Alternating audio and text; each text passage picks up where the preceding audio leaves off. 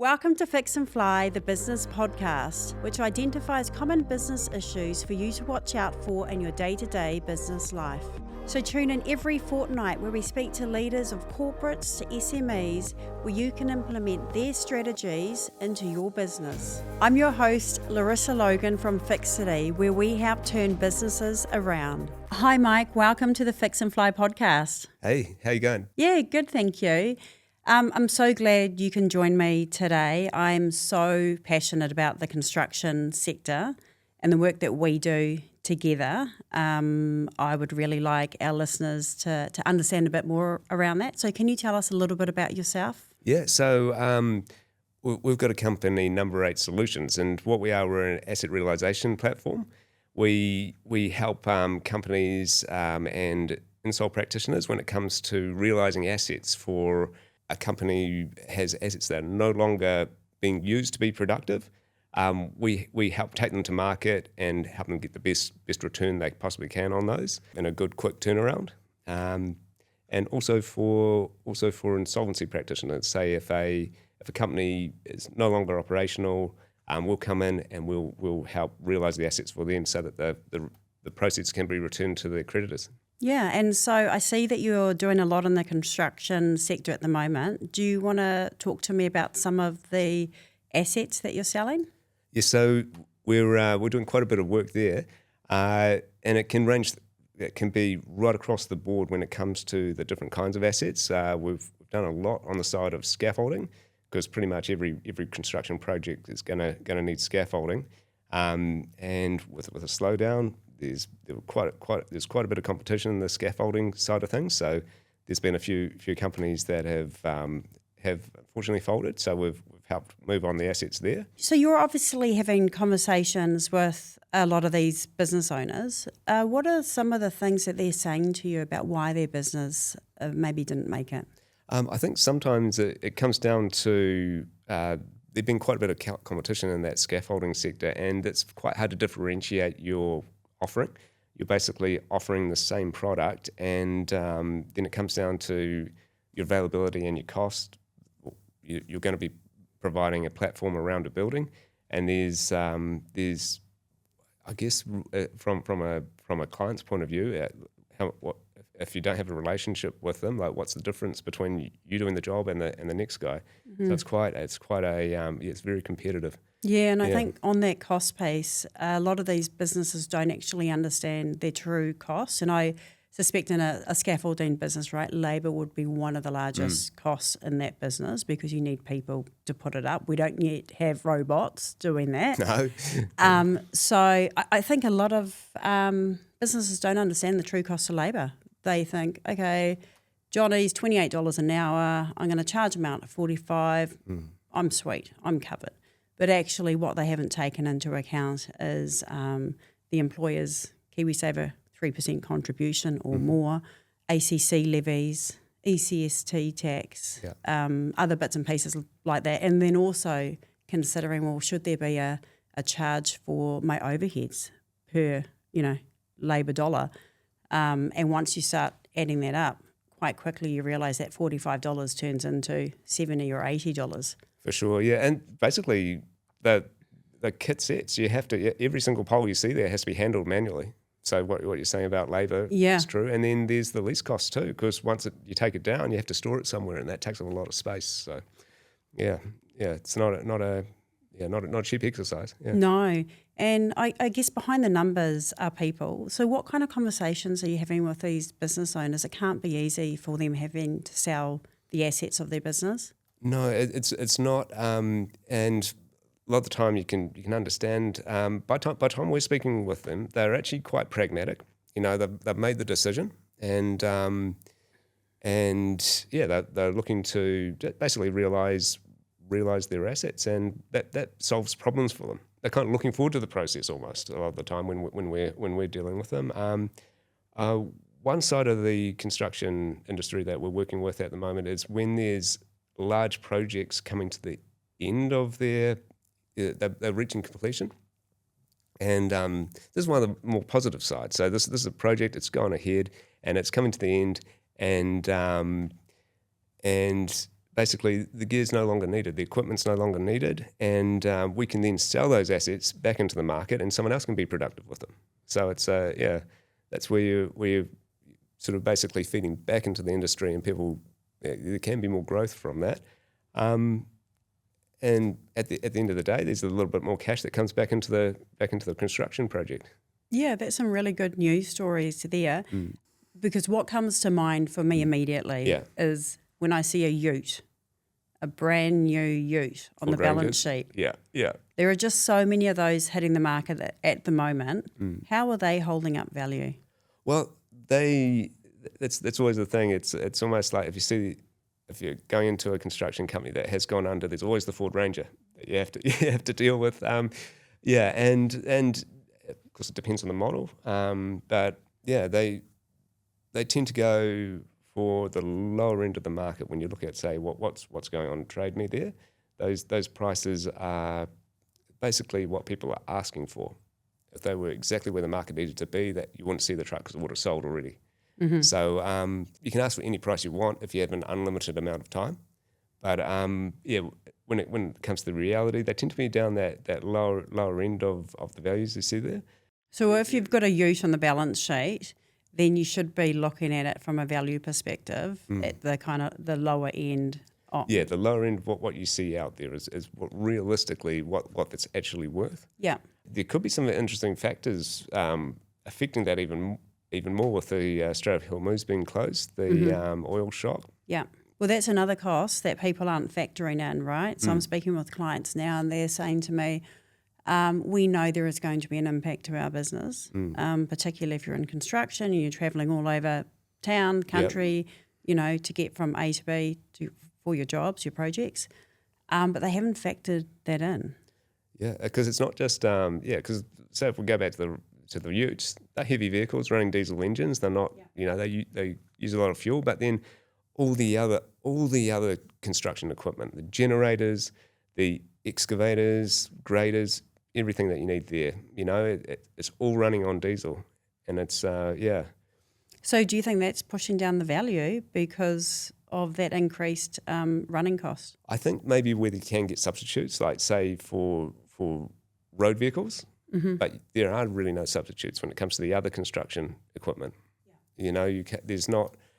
Petrol generators tend to be very small. You're not going to be able to run a site off them. The large ones that you need to run a site off, they're all diesel. Yeah. And same for all the actual machines that do the move the earth, lift the materials and everything. They'll run on diesel. Yeah. Well, I just did some analysis for a client. They were spending 30 or 40K on fuel per year, and just based on diesel at $3.80, it was going to push it up by 11K Far out. in that year. And it's actually gone past that now. So, it's a real problem, I think, that businesses should be considering. And it'll be interesting to see how that kind of flows on to the asset values that use fuel as a running cost. Yeah. It's it's one of those things where yet to be seen. Yes. It's all we can do at this stage is sort of make assumptions. And So how about the civil subsector of the construction industry? How are you seeing assets in that area selling? They tend to be holding value relatively well. When it comes to, say, the excavators, they're a favourite of mine. I love diggers, they're cool. Do you ever get to go in the yard and just have a little bit of a play? Yeah. Few holes out the back? I've got my wheels, tracks, and rollers. So that's a bit of fun. You get to sit the driver's test, and you have an old bloke yelling at you, telling you what you're doing wrong and that kind of thing. It's always road rollers, excavators, anything like that. The big toys, So good fun. So they're holding value? Yeah, they do seem to be at the moment. Yeah. So there's obviously a lot of demand for that. And is that onshore, or you have to kind of look broader past New Zealand? It's really onshore. When you look at offshore, where there's only really the islands who would it would be economically viable for them to buy out of New Zealand. And occasionally things go up there, but if you're looking at it doesn't really make sense for someone in Australia when you look at all the Mining and all the mobile plant they've got over there that comes up. It's relatively cheap. You don't have to pay for deal with the whole export thing and all those shipping costs and everything like that. So most of it stays in country. Yeah. Nice. And what is the craziest story that you have got around a job where you've had to go out, appraise assets or something like that you can share? There's always a few, There's one year had to look at basically go down to the west coast and look at hunt for excavators for a gold mining company. And that was a fun one because we'd team up with the director who myself and the liquidator knew where the excavators were, and so he'd take you to a site and show you say one that was not the flashiest, and then we'd do a bit of a good cop bad cop with the liquidator on the phone and myself, and basically he realised that there would be some pretty severe consequences if he didn't produce these extra excavators. So then he's off into the bush and out rumbles this this thing. Yeah. So there's that sort of things can be interesting. We then, unfortunately, it's one of those things that might not be a surprise, but drugs and business such as meth, they don't mix very well, and sometimes you see some interesting outcomes there. There's one project that we're working on. It was an insolvency where, unfortunately, the director had got a bit too involved in that side of things, and it's interesting speaking with the staff that were still basically a lot of the staff were still quite interested in the asset realisation process, and. Just talking with some of them, they'd sort of say, well, we started out all right, and he was telling us, oh, when we make our first $1 million, it's going to be booze and hookers, all over the show, and we thought he was joking, but turned out he wasn't, and so that's what the staff member relayed, and then going on from there, the director sort of like. No one could contact him. The receivers couldn't. The liquidators couldn't. And we'd have once again the local staff coming and saying, "Oh, we heard that he had a debt to his drug dealer, and unfortunately they've taken care of the problem there with him. He's no longer around." And then relay that to someone else who was involved in the project, and they said, "Oh no, what I heard was he's up in Ponsonby running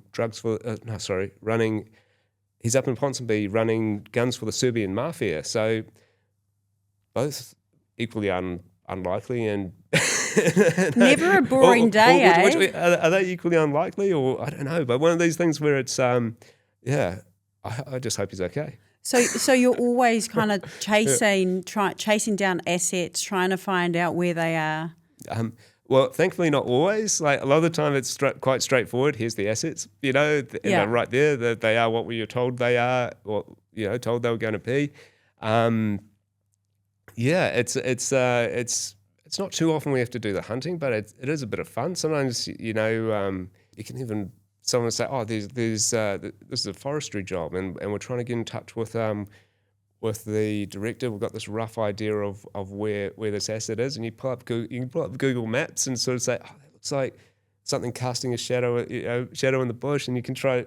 You might have a photo of the thing. You can try and triangulate different things on the map there, and okay, I'm pretty sure that's where it is, and it's always fun doing a bit of detective work, eh? Yeah, absolutely. So a lot of businesses in the construction sector are finding it quite tough at the moment. The recovery hasn't quite got there. And then with the most recent offshore shock with fuel prices, that's just delaying and providing more pressure on these businesses. Some of these businesses are going to have to make some really tough decisions in the next kind of 6 to 12 months. One of those might be having to realise assets to either fund working capital or realise assets to do an orderly wind down. What are some tips and tricks that you can provide to them so they can make that decision, and then also, I guess, understanding that value of their asset base? Yeah, have a look at which assets you're using and which ones you might not have a constant demand for in your projects, and just reassess whether selling that asset and then working in a solution where you're hiring that asset from a hire provider, that can improve your cash flow. You're only using that asset when you need it and paying for it when you need it. That's a good option there. How does an auction process work? So, and kind of what's the timeframes? What it starts off with is an assessment of the assets. So we can come out and have a look and see what you've got there. From there, estimates can be discussed, and if an appraisal is required, we can provide that, or an opinion of value of what those assets are worth. Proceeding from there, the team will come out and catalogue the assets. And then when it comes to the actual time frame of the sale, we find, because our sales are online auctions, predominantly unreserved, run on our platform number8.bid. So what does that mean if it's unreserved? So that basically means that there's no price expectation set by the vendor on what that asset is worth. And so say if you have an asset, say what it actually potentially will sell for on the market is $100,000. Someone might say, hey, I can't have less than I can't receive less than, say, $80,000 for that. So then they set a reserve on it, and that means that the bidding will start, and it won't be sold until it reaches that $80,000. But you're saying that you have mostly no reserves. Yes. And are you getting higher value for those assets? Yes, and the key thing about it is it comes down to the old basic economics. As soon as you add an inefficiency to the market, such as an expectation like a reserve, there's a cost to that, and how it plays out in our industry is you reduce the interest in that asset, and because people don't feel that they're getting a bargain. They don't feel that you're serious about selling it, so they don't go all in. So a lot of the auctions that I've seen are unreserved, which is different to auctions historically where they have a number set. Why is that? When we go unreserved, we can create a bigger market for that asset. There's more participation, and ultimately, the more people you have participating, the higher the return will be. When invariably, if we do have a reserve set on an asset, and that the item doesn't meet that reserve, if we do run a follow up sale with it being unreserved, invariably it exceeds what that reserve was. Basically, we're cutting to the chase. You go straight to unreserved. There's a lot more competition, and you get a better result. That's awesome. That's really great. And there's been other property developers we've worked with where they one in particular, they had a multi-stage project, and they got to the point, they finished the first stage, and the houses stopped selling, and they had all the materials, all the appliances, everything that was going to go into that next phase, and they sort of realised, hey, we're going to literally build ourselves some more problems. We can't sell these houses. We're going to be building our own competition over the other side of the road. Wow, that must be so stressful for the developer. Yeah. Lucky for them, they did have other developments around the country that were still fruitful and they could work on. So what the decision they made was, we're going to realise the assets that were going to go into and materials that were going to go into this new development, and we'll just put it on hold. and then we'll come back to that once the market returns. Once we're in a better position to do that. Yes, and then they could focus on selling those houses they'd already built. That's a great way to kind of reallocate resources that would otherwise be maybe a drag on the business. Yeah.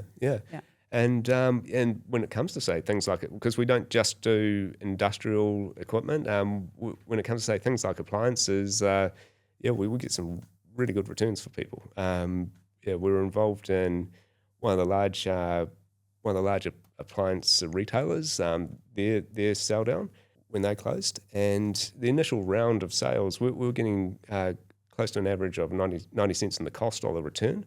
And we sold it with volume, prices decrease. So over time that's come down, but it's sort of now around 70 cents. So and we do a lot of insurance claim gear as well. So you can always find some pretty cool stuff there on the site.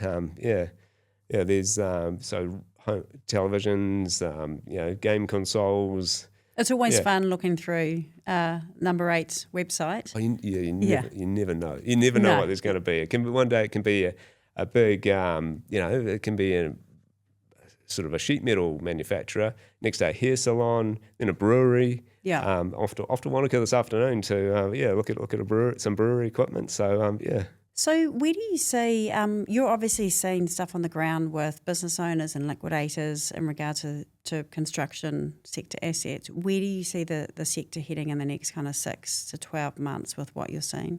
I think there's still going to be some pretty strong headwinds. It's one of those things where it's got to be tricky. There's you're building more supply into a market that's stagnating. So that basically means that the demand for your construction services, are they going to continue or to decline or So it sounds like you might be busier. Yep. Yeah. I think so. But once again, it's one of those things where it does feed into rejuvenation. So these assets, they might, for whatever reason, they're in a situation where they're not economically viable, that the company can't profitably use them. And then when they resell, they sell at a market price to somebody who has made a business case for buying at that price. Mm-hmm. So then that asset can go to that new company, and that new company is going to need a staff member to operate that asset. Yeah. So it's just basically a resetting of the exactly. It's helping to reset things. Yeah. So you're dealing with a number of distressed SME businesses in New Zealand. What are some of the key traits that you're seeing with those distressed businesses? One of the things we see is one of the common factors is it comes from when the company starts out, and entrepreneurs always have a vision about where this company is going to be, what success looks like, and that could be some flash vehicles, flash office premises, top of the line office furniture, everything that goes with it. And a lot of the times when a company starts out, you don't have the money for that, so they'll borrow it, and that they start from the less debt you can start out with. It's going to bode well. It's going to bode better for you in the future. And sometimes we'll come into offices and we'll be like, wow, who bought this gear? This stuff's it's amazing. It looks fantastic. But unfortunately, a startup company can't really afford that. And there's no shame in starting out a business with you don't buy the most expensive stuff. You start off with some second-hand gear, and then At Number 8? one of the best places to get it. And then then you earn your way to that high end stuff. It's don't try and avoid borrowing if you can. Like start off stitch together what you need to be able to provide the service, provide the product that your clients need. And a lot of the time your clients will care more about the fact that you care about doing a good job for them than you turning up in the best car in your early days. They'll appreciate you trying hard, and when people see you trying hard, they want to support you. And that's one of the key things that I think. I think small businesses can really focus on rather than the image thing. So given the current economic conditions with fuel prices rising and really impacting the liquidity of construction businesses, what is one key tip that SME business owners could take away and implement in their business today? Well, I think one of the key things is have a look at the assets that you have on hand. Look at the ones that, particularly the ones that maybe the more expensive, more valuable assets that you have, and how often are you using them? How productive are they? How are they contributing to your cash flow? If you assess that they aren't, you can realise that asset, provide yourself with some more cash, and then hire one as needed. These are tough times. And one thing that I think a lot of business owners out there in construction, they are going it alone, and they're trying to read the winds and sail to them. But I think seeking advice is a really valuable option. There's some brilliant practitioners out there who can help you look at your business, look at where there are inefficiencies, help you to, and just help you to navigate. It really makes a big difference. And it can be the difference between getting through the storm, get to the safety of the cove, or lost at sea. Yeah, agree. So if you had one key tip for construction business owners around how they could free up cash in their business, what would it be? Once again, just look at what are you using, what is being productive for you, which assets are providing the best return.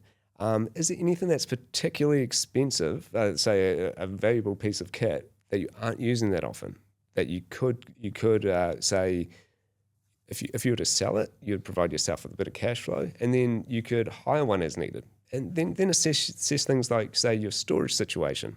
Are you leasing a site permanently, or have you built a relationship with a storage yard where you can expand and contract what you need, the amount of space that you need?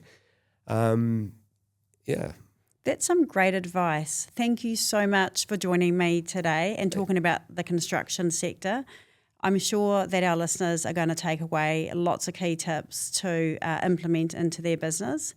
So thank you, Mike, and I wish you all the best. Cheers. Thanks, Larissa. Thanks. Yeah, it's been fun. Thank you so much for watching this episode. If you enjoy the Fix and Fly podcast, make sure you like, comment and subscribe, and share with anyone you think will find this useful. We look forward to seeing you next time.